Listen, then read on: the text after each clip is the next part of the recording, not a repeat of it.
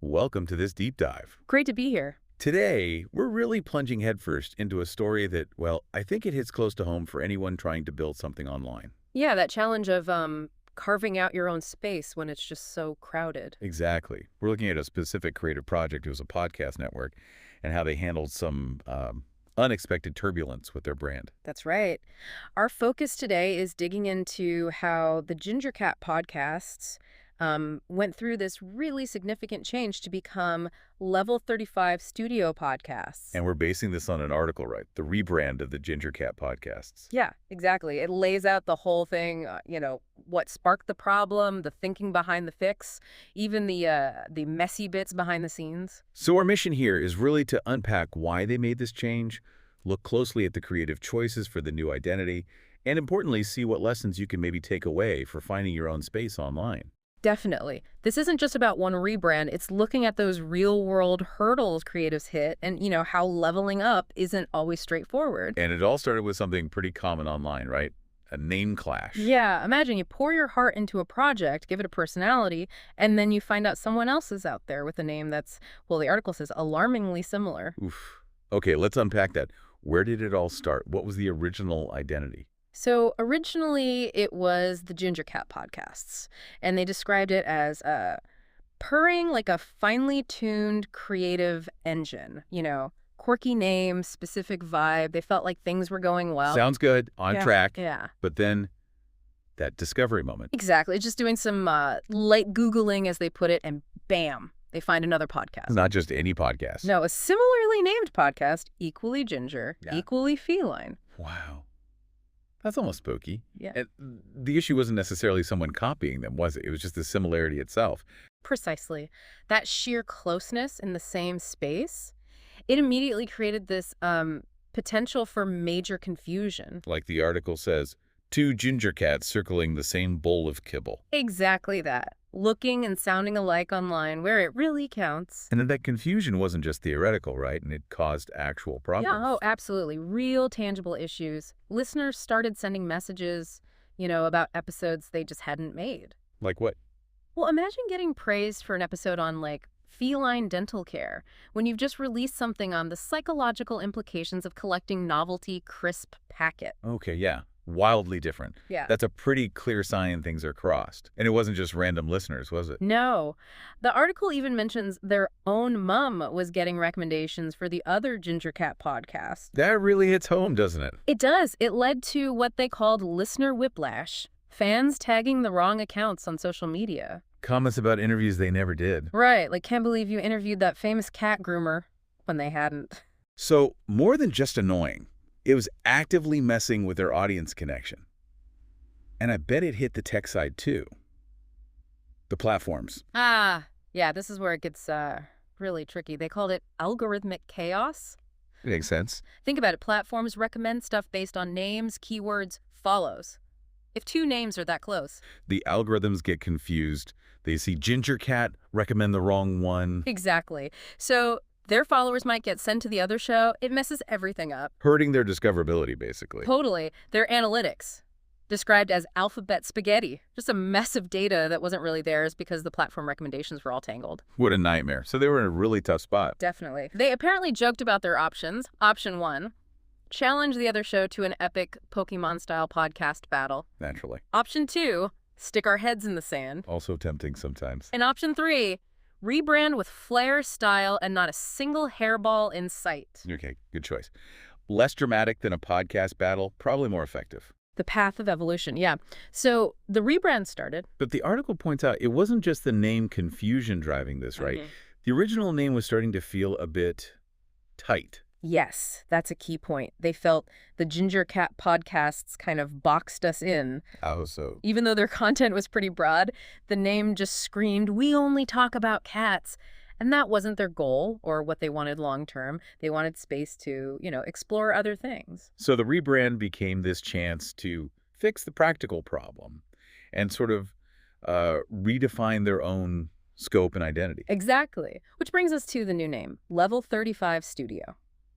Okay, let's break that down. Level 35. Yeah, it's a great metaphor, isn't it? Straight out of gaming, RPGs, skill trees. It immediately signals progression experience. Totally. Level 35 is not the starting zone, right? It's when things start to get interesting. You've got some time in, some XP under your belt. You've earned a few badges, survived a boss fight or two. Right. It signifies you're competent, you're ready. Ready to unleash your ultimate attack. Like that example episode title, I tried pickle-flavored tea so you don't have to. It feels confident. It really does. Like a cinematic trailer, a power move, and a knowing wink, as they put it. It acknowledges the journey they've been on. Yeah, I like that. And the second part, studio. That feels important too. It is very intentional. Studio wasn't just tacked on. It represents more than just a podcast feed. It's meant to be a creative hub. Right, a space to play, experiment, and go off the rails in new and exciting ways. So the name signals broader ambitions than just audio. Precisely. It opens the door for, well, anything really. The article mentions videos, rants, deeply unnecessary PowerPoint presentations about discontinued British snacks. And probably one too many emotional monologues recorded under fairy lights at 2 a.m. Exactly. It's about having one place for all their creative output, whatever form it takes. So it's a real shift in how they frame themselves, a glow-up, the article calls it. Yeah, moving from that pub quiz with a microphone feel. To an underground East London speakeasy, where the cocktails are themed around obscure 90s cartoons. Quite the image. But crucially, the core energy is the same. That's what they emphasize.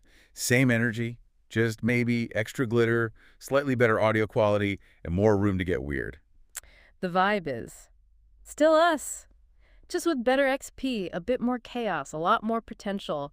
It's evolution, not replacement. Embracing who they are, but removing those old limits. Okay, so they sorted the problem, found a new name, a new identity that feels, expansive. But what does this actually mean for you, the listener, who might have been following the old show? Yeah, they address this head on. The biggest thing, clarity. Just straight up, no more name mix-ups. So when you search for them, you actually find them. Right, no more accidentally winding up on someone else's podcast about cat yoga retreats in Devon. Unless you want that, I guess. Fair enough. And the studio part implies more for listeners, too, yeah. A new content playground. Exactly. It signals potential for things like spicy live streams, video essays, deep dives, hilarious reviews, basically whatever bizarre ideas pop into their heads. More variety for you. Plus, the practical side. Actual SEO clarity, which is huge. It really is. Now, if you search for a niche topic, they actually covered, like, are Monster Munch a legitimate coping mechanism?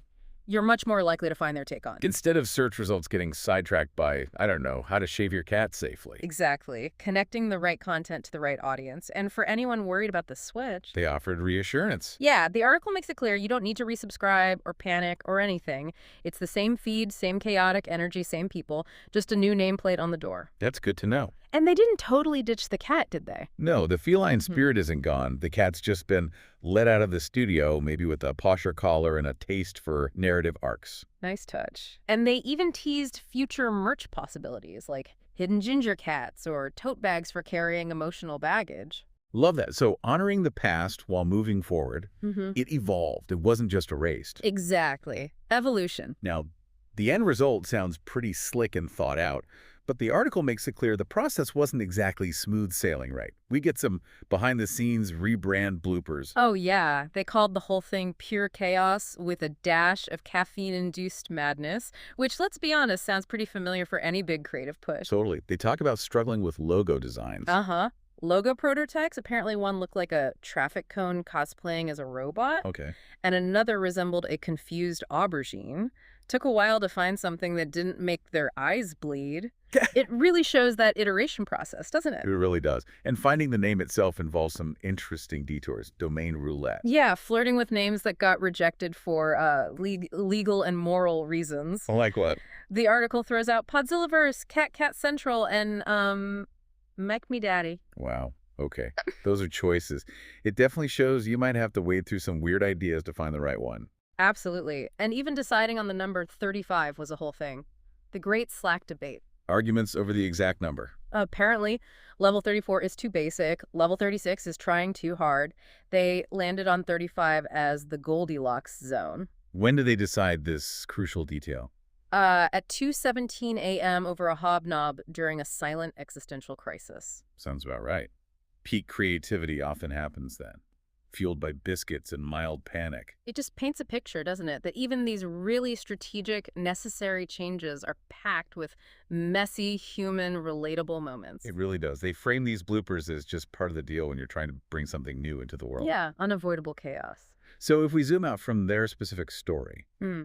what's the bigger picture here? What can we take from this journey from, unexpected confusion to this very intentional evolution? Well, I think it really underscores how a practical problem, that name clash, can actually become a catalyst for something much bigger, for internal growth. Right. It forced them to shed a name that was already feeling a bit limiting anyway. Exactly, and embrace this broader identity, Level 35 Studio, which actually reflects their creative ambitions better. And for you, listening to this, it's a real illustration of how tricky building that clear online identity can be, standing out. It shows why that clarity matters so much for your audience and for just being found online. And maybe the most interesting part, how sometimes a roadblock, an unexpected obstacle like finding your podcast doppelganger, can actually force a positive change. It can push you to reevaluate, grow, and find new opportunities you wouldn't have otherwise. It shows that even people who seem established still face these hurdles, brand confusion, algorithms going wild.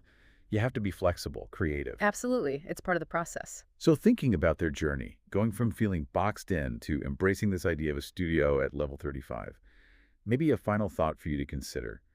What does that concept of level 35 mean in your own journey? Whether it's learning something new, developing a skill, building a project. Yeah. And connected to that, is there a perceived limitation you're facing right now that might actually be an unexpected chance, an opportunity to level up and unlock something completely new?